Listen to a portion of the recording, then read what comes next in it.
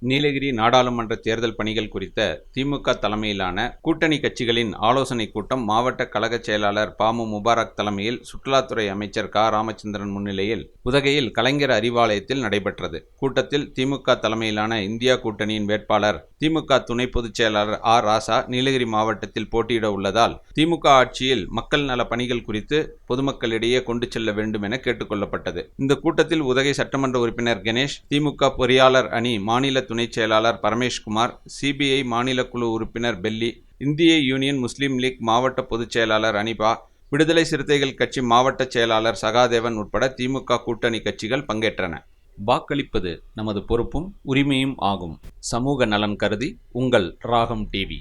தலைவர் அனீஃப் அவர்களே, மாநில பொதுக்குழு உறுப்பினர் நாசர் அவர்களே, புவனேஸ்வர் அவர்களே, சுதாகர் அவர்களே, மன்னரசன் அவர்களே, முன்னேற்ற கழகத்துடைய நிர்வாகிகள், தலைமை செயற்குழு உறுப்பினர் ஆரிஃப் சேட் அவர்களே, ஆர்கேபி ரன் அவர்களே,